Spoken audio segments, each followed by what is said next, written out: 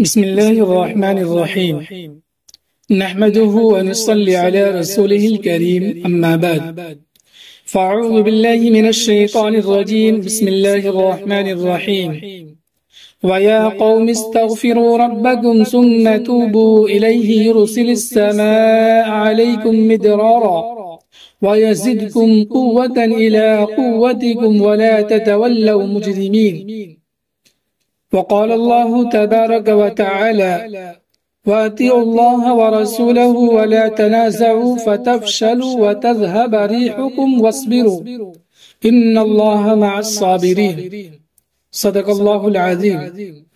محترم بزرگوں، دوستوں اور عزیز ساتھیوں، اس وقت مسلمانان ہند ایک ایسے آزمائشی دور سے گزر رہے ہیں جس کی نظیر گزشتہ تاریخ میں صدیوں تک نہیں ملتی۔ آزمائش کے اس دور میں نہ صرف یہ کہ ہمارے جان و مال محفوظ نہیں ہے، بلکہ ہمارے ملی تشخص، ہمارے دین و شریعت اور ہماری مساجد و مدارس اور صدیوں کے دینی و علمی اثاثہ کو ختم کر دینے کی سازشیں رچی جا رہی ہے۔ ملک کے کئی علاقے ایسے ہیں جہاں مسلمان ایک عرصے سے خوف و ہراس کی زندگی گزار رہے ہیں، اور کہیں کہیں ان کا نقشہ بعینی ہی وہ ہو گیا ہے جس کی تصویر قرآن مجید نے اپنے معجزانہ الفاظ میں اس طرح کھینچی ہے۔ زمین اپنی ساری وسعتوں کے باوجود ان پر تنگ ہو گئی اور ان کی جانیں بھی ان پر دوبر ہو گئی۔ قرآن و حدیث کے ذریعے سے ان حالات کا مستقل اور دیر پا حل تلاش کیا جائے تو کرنے کے چند اہم کام سامنے آتے ہیں جنہیں اگر ہم اپنا لیں تو یہ حالات انشاءاللہ جلد ہی ہم سے دور ہو سکتے۔ موجودہ حالات میں کرنے کے ان چند اہم کاموں میں سب سے پہلا کام یہ ہے کہ گناہوں سے مکمل طور پر بچا جائے۔ خدا کی فرما برداری زندگی کے ہر گوشے میں کی جائے۔ اپنی جن بدعمالیوں اور برے کرتوتوں کے سبب یہ مشکلات پیدا ہوئی ہے ان سے بچا جائے اور اپنے خدائے قادر و مطلق خالق کائنات سے دعائیں کی جائے۔ اس کے فیصلے کے بغیر کچھ نہیں ہو سکتا، لہذا خدا کے دربار میں استغفار کی کثرت رکھی جائے تاکہ خدا کی نصرت و مدد کا استحقاق پیدا ہو اور اس سے دعائیں کر کے سنگین حالات اور آفات و مشکلات سے نجات حاصل کی جائے۔ حاصل یہ ہے کہ ان حالات کے ظاہری اسباب میں زیادہ سر کھپانے کے بجائے اس سر چشمہ پر نظر جمائی جائے جہاں سے ان حالات کے پیدا کیے جانے کے فیصلے ہوتے۔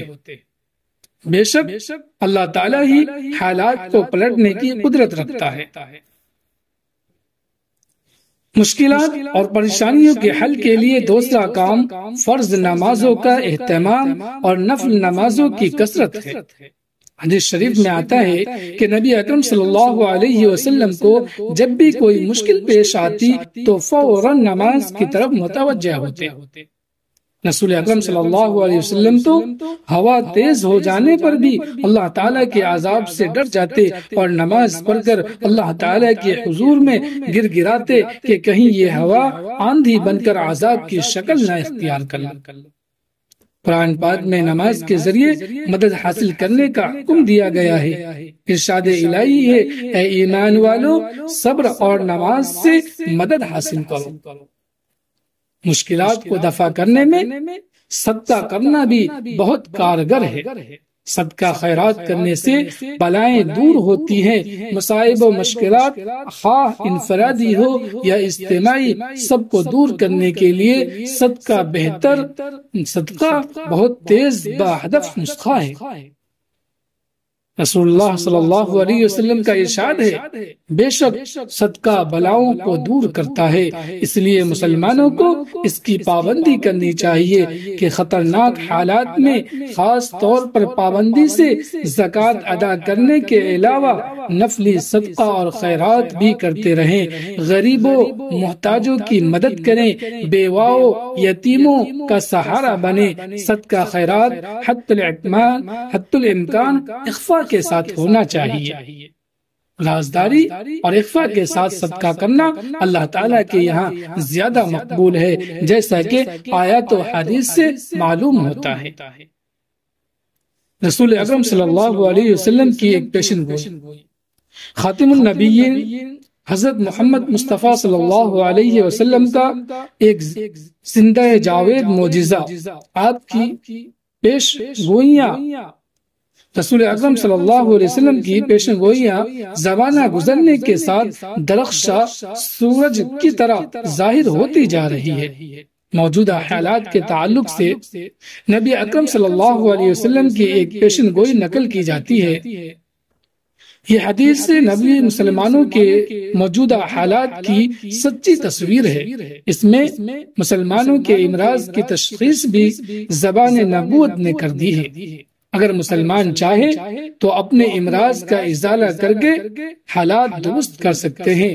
دل و دماغ کی پوری توجہ کے ساتھ رسول اکرم صلی اللہ علیہ وسلم کی زبان سے نکلنے والی 1400 سال پہلے کی یہ پیش گوئی پڑھیے اور سنیے۔ حضرت صوبان رضی اللہ عنہ کی روایت ہے کہ رسول اکرم صلی اللہ علیہ وسلم نے فرمایا، وہ زمانہ قریب ہے جب دوسری قومیں تم پر اس طرح ٹوٹ پڑیں گی جس طرح کھانے والے اپنے پیالے پر ٹوٹتے ہیں۔ ایک شخص نے عرض کیا، کیا زمانے میں ہماری تعداد بہت قلیل ہوگی؟ رسول اکرم صلی اللہ علیہ وسلم نے فرمایا، اس زمانے میں تمہاری تعداد بہت زیادہ ہوگی، لیکن تم لوگ سیلاب کے جہاز کی طرح بے وزن ہوں گے۔ اللہ تعالیٰ تمہارے دشمنوں کے سینوں سے تمہاری ہیبت نکال دے گا اور تمہارے دلوں میں وہن ڈال دے گا۔ ایک شخص نے سوال کیا، اے اللہ کے رسول صلی اللہ علیہ وسلم، وہن کیا چیز ہے؟ آپ صلی اللہ علیہ وسلم نے فرمایا، دنیا کی محبت اور موت کی ناپسندیدگی۔ انصاف سے بتائیے کہ کیا یہ دور حاضر کے مسلمانوں کی سچی تصویر نہیں؟ الفاظ کے ذریعے مسلمانوں کے موجودہ حالات کی اس سے بہتر تصویر کشی ممکن نہیں۔ مسلمان کروڑوں اربوں کی تعداد میں ہیں، لیکن سیلاب کے جہاز کی طرح دنیا میں ان کا کوئی وزن نہیں۔ جو قوم چاہتی ہے ان پر یلغار کرتی ہے، ان کی جان و مال، عزت و آبرو اور دینی شعائر پر حملہ کرتی ہے، اور مسلمان کثرت تعداد کے باوجود حالات کے سامنے ہتھیار ڈالے ہوئے ہیں اور ہر طرح کی ذلت برداشت کر رہے ہیں۔ اس حدیث میں رسول اکرم صلی اللہ علیہ وسلم نے مرض کی جو تشخیص فرمائی ہے وہ بھی 100% موجودہ حالات پر منطبق ہے۔ دنیا کی محبت مسلمانوں پر اس قدر غالب آ چکی ہے کہ وہ اپنا دین و ایمان، عزت و آبرو سب کچھ دنیا کے لیے داؤ پر چڑھائے ہوئے ہیں۔ اگر آپ غور سے جائزہ لیں گے تو محسوس ہوگا کہ مسلمانوں کی دین سے بیزاری اور فرائض سے غفلت کا بنیادی سبب حب دنیا ہے۔ دنیا کے حرص اور محبت نماز اور جماعت کی ادائیگی سے مانے ہیں۔ آج کا مسلمان سوچتا ہے کہ 5 وقت نماز پڑھنے میں خصوصاً جماعت کے ساتھ پڑھنے سے اس کی تجارت، زراعت اور صنعت کا کچھ نقصان ہوگا، اسے نماز سے محرومی گوارا ہے، لیکن آمدن میں برائے نام کمی گوارا نہیں۔ حب دنیا ہی کا نتیجہ ہے کہ مسلمان فرض زکوٰۃ کی ادائیگی نہیں کرتا۔ کتنے لوگ ہیں جن پر حج فرض ہے لیکن دنیا کی محبت اس اہم فریضے کی ادائیگی سے روکتی ہے۔ حب دنیا ہی وہ روگ ہے جو ایک مسلمان سے کتنے گناہ کراتی ہے۔ ایک مسلمان دوسرے مسلمان پر ظلم کرتا ہے، اس کی زمین و جائیداد ہڑپ کر لیتا ہے، دوسرے کے حقوق ادا کرنے میں کوتاہی کرتا ہے۔ غرض یہ کہ اگر آپ باریک بینی سے جائزہ لیں تو معلوم ہوگا کہ مسلمانوں کی ساری بدعمالیوں کی جڑ دنیا کی محبت ہے۔ دنیا کی بڑھتی ہوئی محبت کا فطری نتیجہ ہے کہ انسان موت کو سخت ناپسند کرے، کیونکہ موت طاری ہوتے ہی دنیا سے انسان کا رشتہ ختم ہو جاتا ہے۔ سچا مومن موت سے نہیں ڈرتا، لیکن دور حاضر کے مسلمانوں پر موت کا خوف چھایا ہوا ہے۔ مسلمان موت کے تصور سے بلکہ اس کی پرچھائی سے گھبرانے لگا ہے۔ دور حاضر کے مسلمان جب تک قرآن و حدیث میں بتائے ہوئے طریقوں سے اپنے دونوں روگ یعنی دنیا کی محبت اور موت سے بیزاری اور فرار دور نہیں کرتے، ان کے لیے باعزت اور پرسکون زندگی گزارنے کا کوئی راستہ نہیں ہے۔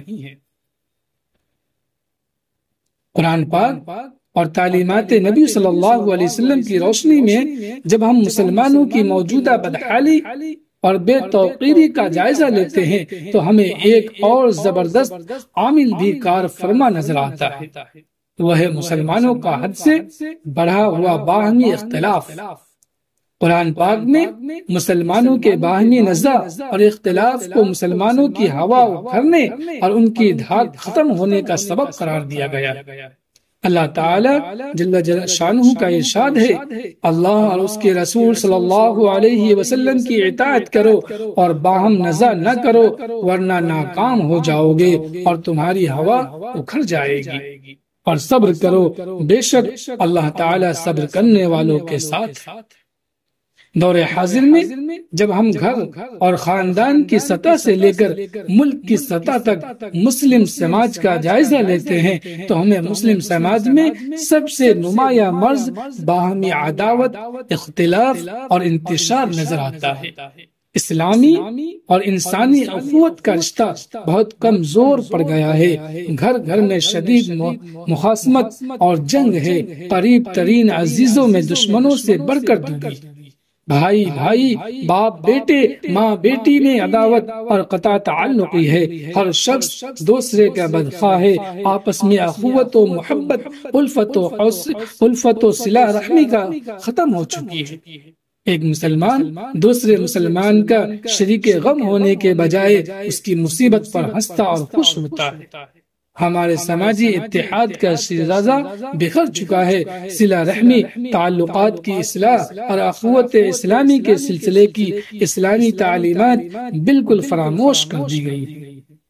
رسول اکرم صلی اللہ علیہ وسلم کی تعلیمات تو یہ ہے، تم دوسرے کے متعلق بدگمانی سے بچو، کیونکہ بدگمانی سب سے جھوٹی بات ہے، تم کسی کی کمزوریوں کی ٹوہ میں نہ رہا کرو اور جاسوسوں کی طرح رازدارانہ طریقے سے کسی کے عیب معلوم کرنے کی کوشش بھی نہ کیا کرو، اور نہ ایک دوسرے پر بڑھنے کی بے جا ہوس کرو، نہ بغض و کینہ رکھو اور نہ ایک دوسرے سے منہ پھیرو، بلکہ اے اللہ کے بندو، اللہ کے حکم کے مطابق بھائی بھائی بن کر رہو۔ حضرت ابو درداء رضی اللہ عنہ روایت کرتے ہیں کہ رسول اللہ صلی اللہ علیہ وسلم نے ارشاد فرمایا کہ تمہیں ایک ایسی چیز نہ بتاؤں جس کا درجہ روزے، زکوٰۃ اور نماز سے بڑھا ہوا ہے۔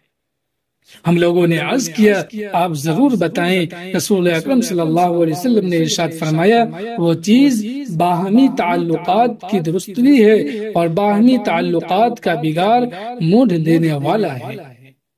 سارے اہل ایمان ایک انسان کی طرح ہے، اگر ایک شخص کی آنکھ میں درد ہوتا ہے اور اگر اس کے سر میں درد ہوتا ہے تو سارا جسم مبتلا درد ہو جاتا ہے۔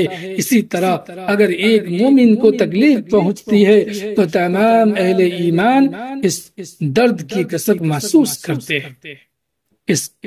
اس قوم پر رحمت نازل نہیں ہوتی جس میں کوئی قطع رحمی کرنے والا ہو، لیکن رسول اللہ صلی اللہ علیہ وسلم کی ان تعلیمات کے بالکل برعکس مسلم سماج انتشار اور بکھراؤ کا شکار ہے۔ گھر کی سطح سے لے کر ملک کی سطح تک مسلمانوں کا شیرازہ بکھر چکا ہے، ان کا اتحاد پارا پارا ہو چکا ہے، ہر گھر اور خاندان میں قطع رحمی اور تعلقات کا بگاڑ ہے۔ اگر کسی کے دل میں مسلمانوں کے اتحاد کا خیال آتا بھی ہے تو وہ گھر اور محلے کی سطح سے اصلاح و اتحاد کی کوشش شروع کرنے کے بجائے ملکی اور بین الاقوامی سطح سے اتحاد کی کوشش شروع کرتا ہے، اس لیے یہ غیر فطری کوشش ناکام ہو کر رہ جاتی ہے۔ مسلمان اگر چاہتے ہیں کہ ان کی عزت و شوکت بحال ہو اور ماضی کی طرح اقوام عالم میں ان کا وزن محسوس کیا جائے اور باعزت مقام دیا جائے تو انہیں اپنی صفوں میں دین کی بنیاد پر اتحاد پیدا کرنا ہوگا، آپس کے تعلقات سدھارنے ہوں گے اور رشتہ اخوت مضبوط کرنے کی کوشش کا آغاز اپنے گھر اور خاندان سے کرنا ہوگا اور تدریجاً اسے ملک اور پوری دنیا کی سطح تک لے جانا ہوگا۔ اصلاح و اتحاد کی کوششوں کے بغیر مسلمان نہ تو دنیا میں باعزت مقام پا سکتے ہیں اور نہ آخرت میں اللہ تعالیٰ کے حضور سرخرو ہو سکتے ہیں۔ ان تمام باتوں کا خلاصہ یہ ہے کہ اسباب کی اس دنیا میں مسلمانوں کو حالات میں تبدیلی لانے کے لیے ظاہری اسباب کی طرف توجہ ضروری ہے، لیکن اسی کے ساتھ سب سے ضروری بات یہ ہے کہ اہم اسباب کو اسباب ہی کی حد تک اختیار کرے، ان پر تقیہ نہ کر لیں اور واقعات کے حقیقی اور باطنی اسباب جن کا علم قرآن و حدیث سے ہوتا ہے ان کی طرف سے ہم غافل نہ ہو جائیں۔ کتاب و سنت کی روشنی میں مسلمانوں کی مشکلات اور پریشانیوں کا حقیقی علاج یہ ہے کہ ہر مسلمان اپنی بدعمالیوں کا جائزہ لے کر خلوص دل کے ساتھ گناہوں سے توبہ استغفار کرے، اپنی زندگی کے تمام تقاضوں کو اسلام کے سانچے میں ڈھالے، اپنے سماج سے برائیوں کو ختم کرنے اور نیکیوں کو پھیلانے کی پوری جد و جہد کرے، دوسروں کو اپنے قول و عمل، اخلاق و کردار سے اسلام کی طرف بلائے، اسلام کی سچی دلکش تصویر ان کے سامنے پیش کرے۔ اگر مسلمان اپنے ان ذمہ داریوں کو پورا کریں گے تو انشاءاللہ حالات میں اچھی تبدیلیاں ہوں گی، غیبی نظام کے تحت بدتر حالات ختم ہو کر مسلمانوں کے لیے انتہائی سازگار حالات پیدا ہوں گے، اور خدا نخواستہ اگر موجودہ حالات و مشکلات کے حقیقی اسباب کو نظر انداز کیا جاتا رہا اور ان کے بارے میں مسلسل غفلت کا رویہ اختیار کیا گیا تو تنہا ظاہری اسباب کا اختیار کرنا کچھ کام نہ دے گا اور حالات تیزی سے بگڑتے رہیں گے۔ اللہ تعالی ہم سب کو اعمال درست کرنے، برائیوں سے دور رہنے اور سماج میں نیکیوں کو پھیلانے کی توفیق عطا فرمائے اور امن و عافیت کی زندگی نصیب فرمائے، آمین یا رب العالمین۔ وآخر دعوانا ان الحمد للہ رب العالمین۔